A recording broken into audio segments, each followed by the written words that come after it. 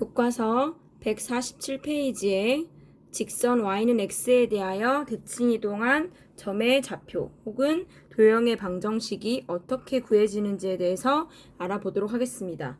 먼저 점에 대해서 알아보면 P라는 점의 좌표가 y는 x라는 직선에 대해서 같은 거리만큼 대칭이동하여 P-가 되었다라고 생각하여 나는 x-y-라는 이 P-의 좌표를 구하는 게 나의 목표가 되겠습니다.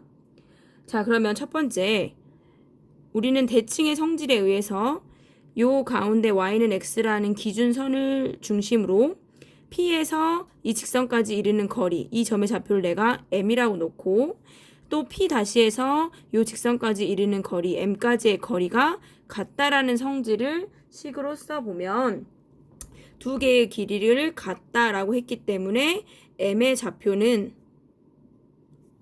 이 두 점의 중점이 된다라고 쓸 수 있겠죠.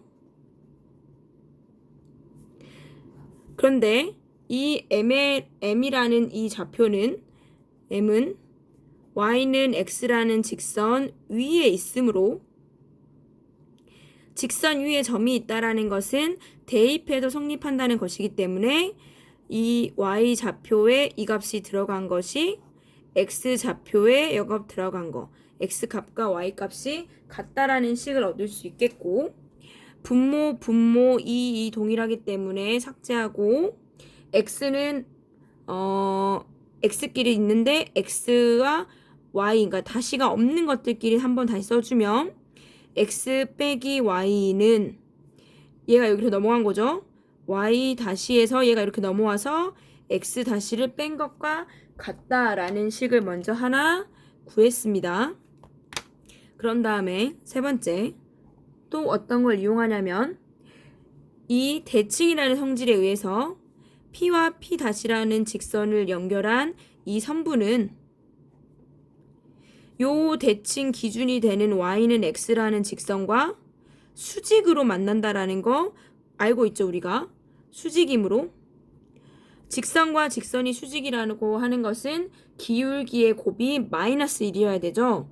그래서 y는 x라는 직선의 기울기는 1이고 P와 P-의 기울기를 구해보면 x 값들끼리의 차이, x 증가량분의 y 값들끼리의 차이, y 증가량 해서 두 번째 P, B-의 기울기를 구했죠. 얘가 지금 P, P-를 연결한 선분의 기울기입니다.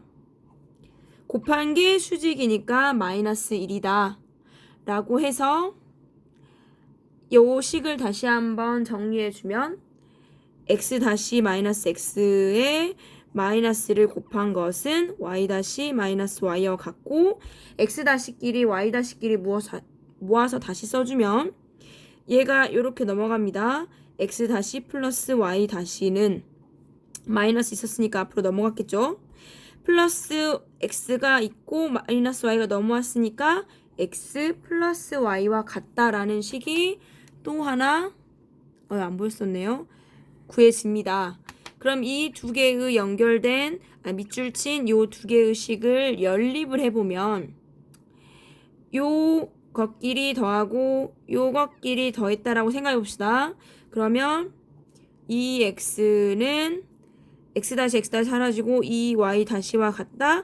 따라서 x는 y-와 같고 또 여기에 집어넣어 보면 y는 x-와 같다라고 구할 수 있겠죠?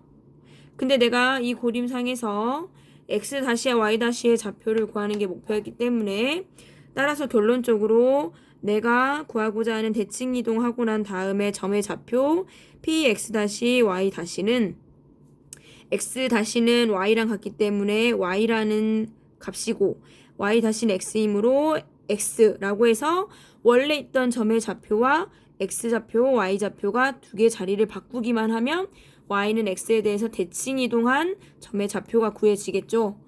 이러한 원리에 의해서 우리는 y는 x라는 직선에 의해서 대칭이동한 점의 좌표를 구할 수 있습니다. 도형에 대해서 대칭 이동한 것도 우리 x축, y축 원점에 대해서 대칭 이동한 것과 같은 원리로 설명이 되므로 그것은 수업 시간에 다시 한번 얘기해 보도록 하겠습니다.